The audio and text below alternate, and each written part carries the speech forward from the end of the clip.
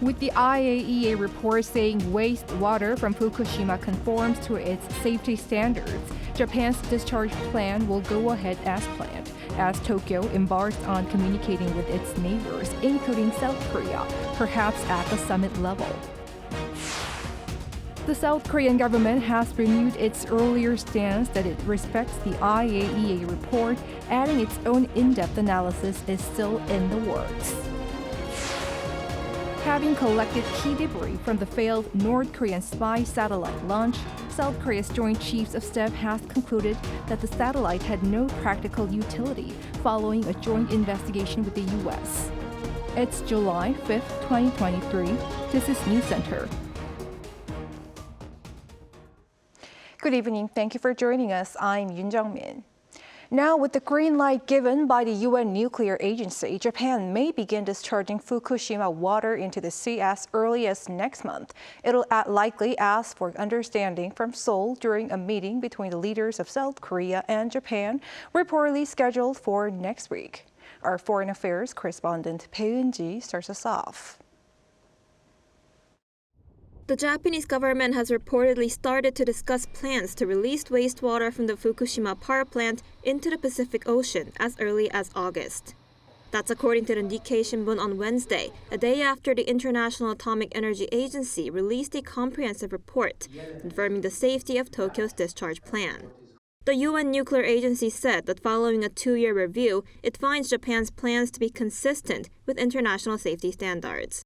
And it noted that decisions related to nuclear safety are a, quote, national responsibility, and added that Japan's Nuclear Regulation Authority approved the plan in May. The IAEA said its report is not a recommendation and that the agency is not in a position to approve the discharge. It said whether to release the water or not is up to the Japanese government, using the phrase national decision. And what this means is that the person that has the right within the legal system can make that decision. But the controversial plan has sparked anxiety and anger at home and abroad, as local fishermen in neighboring countries such as South Korea and China have been strongly protesting against the plan. The Japanese government will likely ask for more support. Japan will continue to provide explanations to the Japanese people and the international community in a sincere manner based on scientific evidence and with a high level of transparency. Japan's Mainichi Shimbun reported Wednesday that President Yoon Suk-yeol and Japanese Prime Minister Fumio Kishida will sit down for a separate bilateral meeting on the sidelines of the NATO summit in Lithuania next week. It added that Kishida will likely explain the safety of Japan's plan to discharge Fukushima wastewater into the ocean and ask for South Korea's support and understanding. Bae Eun-ji, Arirang News. We delve deeper into this issue with our political correspondent, Lee Si-hoo. Thanks for coming on, Si-hoo. Hi, Jung-min. So the government now has reiterated that it respects the IAEA's report. What's going to be its next step moving forward? Right, Jung-min. South Korea's Office for Government Policy Coordination this morning at its daily briefing on the issue said that it does respect the report. But as for its contents, the office said that South Korea is currently conducting an independent review. Let's take a listen to what an official had to say. We're in the final stage of the review and will explain the in-depth analysis we carried out once we give our final announcement on the IAEA report.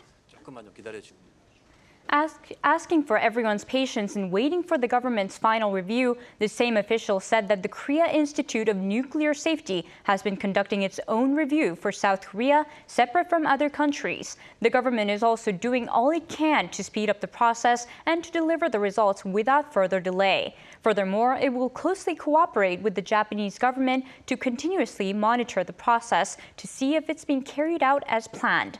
There will also be unprecedentedly intense inspections, as I say, when it comes to the country of origin of imported seafood products. And Shu, tell us, how are the public here, are reacting to this report? Jung-min, now, prior to the release of the report, a survey by Gallup Korea found that 8 out of 10 South Korean adults find Japan's plan worrisome. That was as of Friday last week. Now that the report has brought up a greater possibility of wastewater being discharged, people who are against it, especially those in the fishing industry, have taken to the streets to protest. They're also calling for the legislation of a special act to ensure the safety of the people and the fishing industry.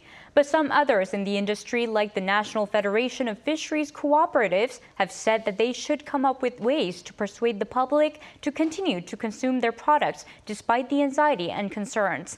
All in all, there isn't one particular stance from within the industry, I'd say. And there's also a clash between rival parties at the National Assembly. It seems like this issue is becoming more and more politically charged. Yes, now let's take a look at first what the ruling People Power Party and the main opposition Democratic Party, as well as the other opposition parties, are saying.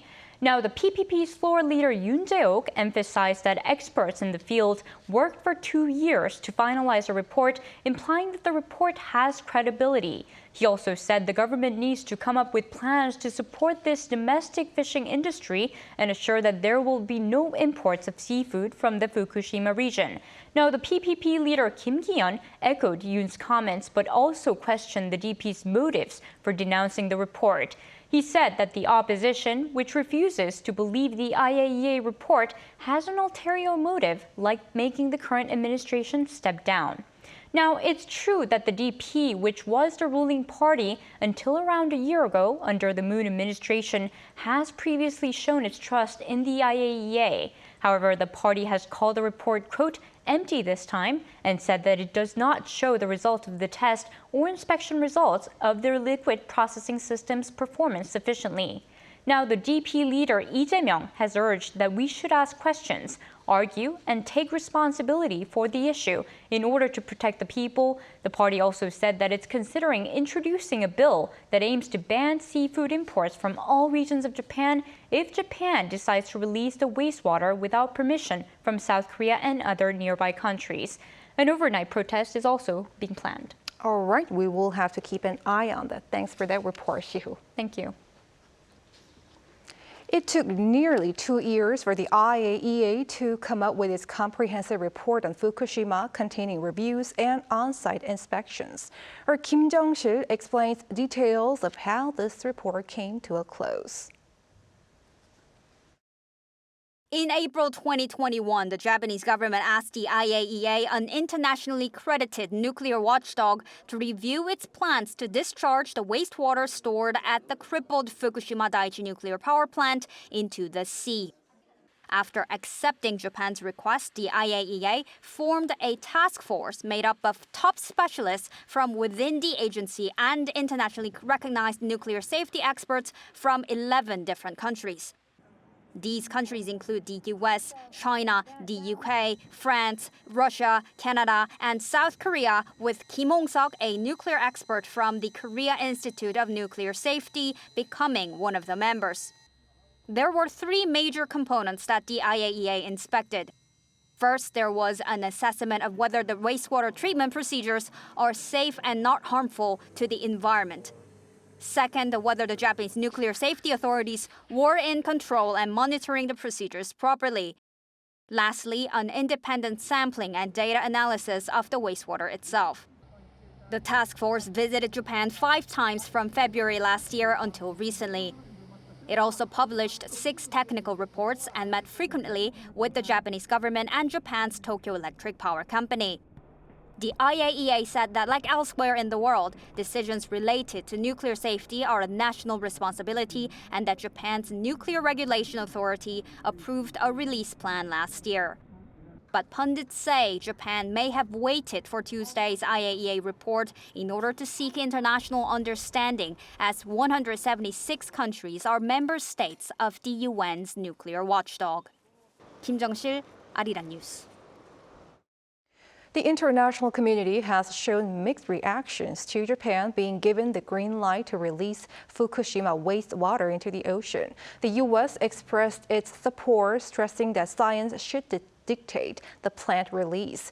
Its State Department spokesperson emphasized that Japan has been open and transparent in its management of the aftermath of the 2011 Fukushima Daiichi nuclear accident, adding that it has also consulted scientists and partners from across the Indo-Pacific region.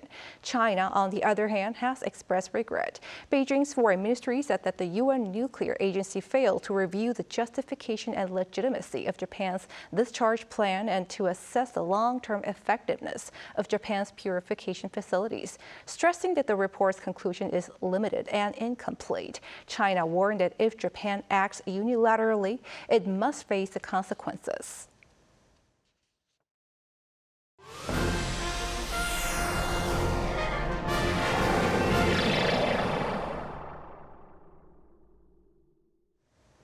South Korea's military has discontinued its mission to recover debris from a failed North Korean satellite launch, as announced by the Joint Chiefs of Staff on this Wednesday. Having conducted a joint analysis with the U.S., it said the retrieved parts had no military utility at all. Our Kim Hyun-sung reports.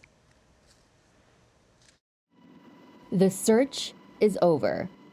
The South Korean military has called off its recovery mission in the West Sea to locate debris from a failed North Korean satellite launch after an extensive search lasting 36 days, the Joint Chiefs of Staff said on Wednesday. In an official release, they said the military had recovered most of the remains. But their attention-grabbing statement was this. After a thorough analysis by Korean and American experts, it was evaluated that the retrieved parts bear no military utility as a reconnaissance satellite. However, questions remain, with some experts being skeptical about the military's claim. I expect the North Korean satellite to be capable of resolution imaging of less than 1 meter squared. That kind of capability would be enough to identify crucial targets and serve the purpose of a spy satellite. Also, so far, the Joint Chiefs have only displayed publicly the Cheolima rocket that was recovered from the West Sea on June 15th. They made no comment on the following recovery operations and analyses. So the question arises, why would the South Korean military choose to downplay North Korea's satellite technology and keep the details of the operation under wraps? In these kinds of missions, it's better if as little data or information gets out. It will be like letting a criminal know our investigation methods and give them something to be careful about. The military provided no further explanations to any of the speculation.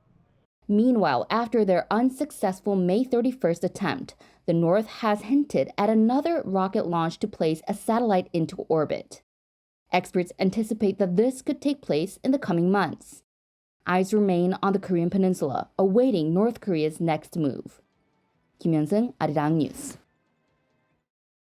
Now to the war in Ukraine. Reports say Russian forces are facing huge troop losses amid Ukraine's counteroffensive. In the meantime, concerns grow over the Zaporizhzhia nuclear power plant, as Kyiv and Moscow have repeatedly accused each other of planning attacks on that facility. Our Chung Eun-ju has the details. Russia's forces are continuing to face huge troop losses in Ukraine, with a sharp spike over the last 2 months. According to the latest figures released by the General Staff of the Ukrainian Armed Forces on Tuesday, Russian troop losses since the start of Vladimir Putin's full-scale invasion on February 24, 2022, stood at 231,030. This figure comes amid Ukraine's counteroffensive, which started at the beginning of June and is more than 31,000 higher than the 200,000 milestone which Kyiv claimed on May 17. Exact numbers are difficult to assess, with other Western estimates putting the Russian toll much lower. The figures come as the city of Donetsk remains a key target of Ukraine's counteroffensive. The Ukrainian military's Tavria Regional Command spokesperson said on Tuesday that Kyiv's troops had advanced up to 1.4 miles, or roughly 2 kilometers in the southern Berdansk direction. Ukraine is also reportedly making gains across the Dnieper River near Kherson. President Volodymyr Zelensky, however, admitted last week that progress in the counteroffensive had been slower than desired. President Zelensky also stated that Russia was the only source of danger to Europe's largest nuclear facility, the Zaporizhzhia power plant in southeastern Ukraine. On Tuesday, in his nightly video message, he said Russia was planning to simulate an attack on the plant, claiming that Russian troops had placed objects resembling explosives on the roofs of buildings at the site. Ukraine and Russia accused each other the same day of plotting to attack the plant. Earlier on Tuesday, Zelensky briefed French President Emmanuel Macron on Russia's dangerous provocations at the plant. Zelensky said he and Macron had agreed to keep the situation under maximum control together with the IAEA, the UN's nuclear watchdog. 정은주, Arirang News.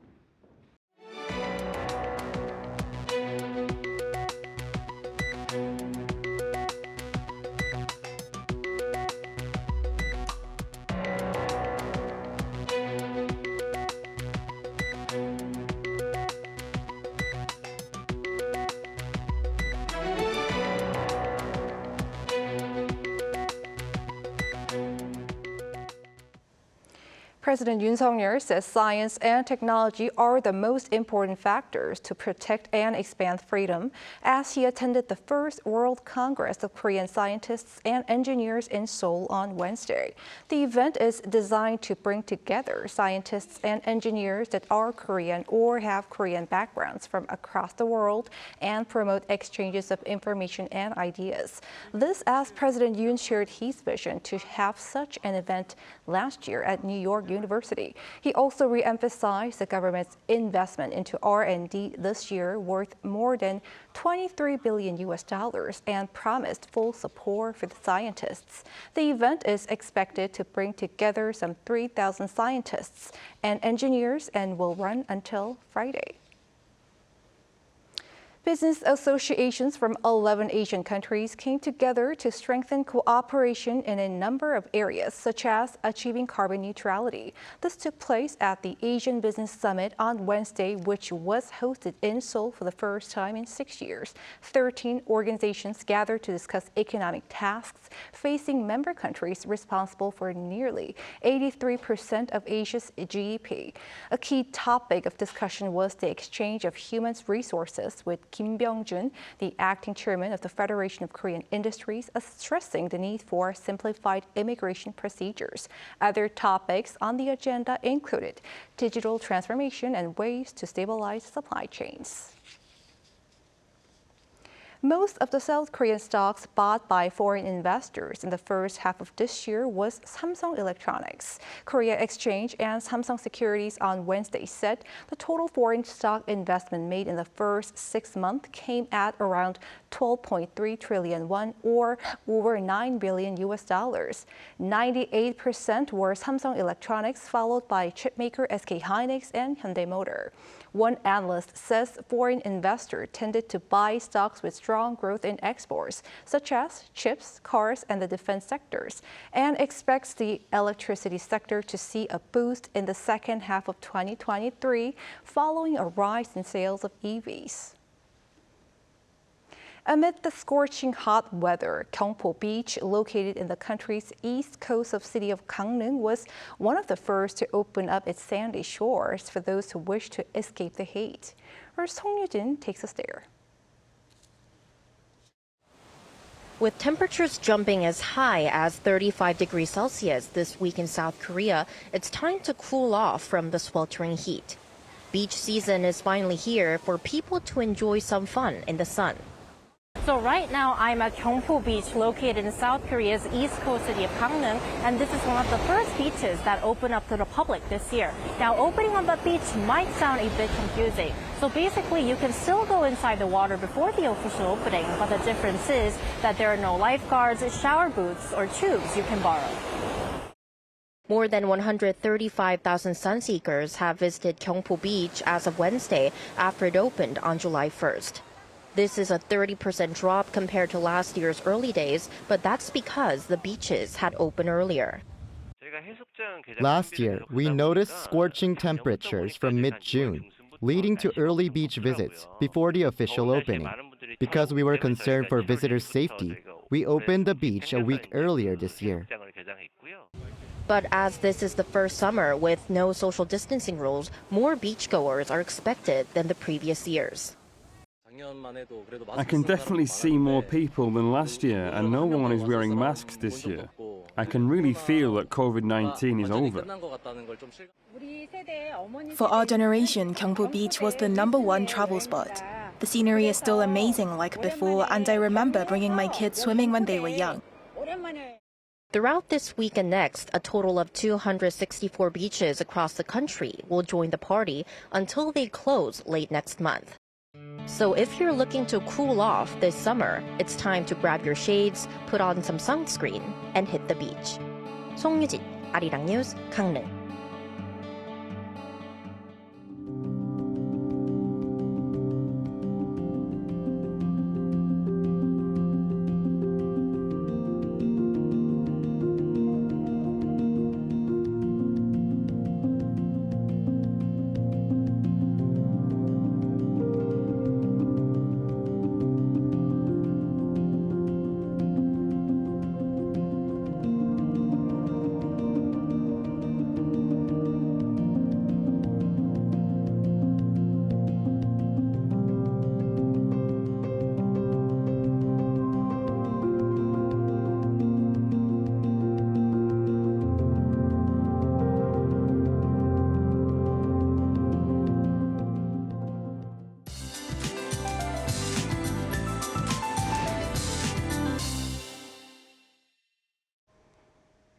The nation is seeing an alternating pattern of monsoon rain and extreme heat.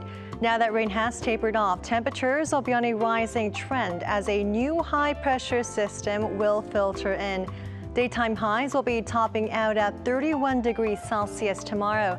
For Seoul, readings will stay in the similar range until this Saturday with no rain in the forecast. For the south of the country, showers are expected for the latter half of the week. Other parts of inland regions will stay baking hot as well. Heat wave alerts are in place tonight for eastern regions and the surrounding areas.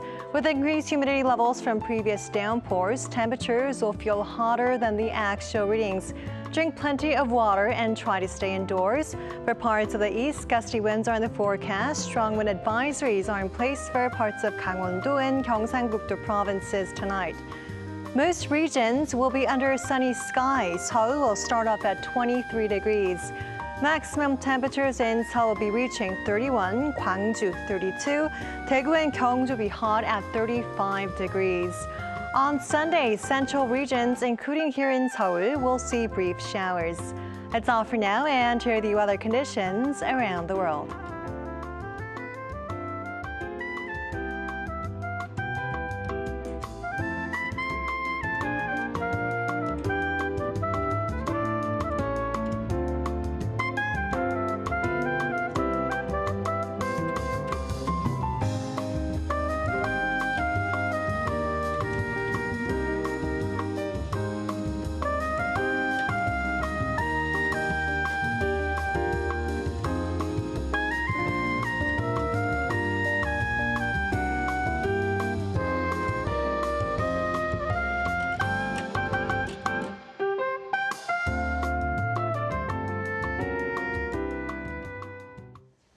That is News Center for tonight. Thank you for watching. A panel session is coming up.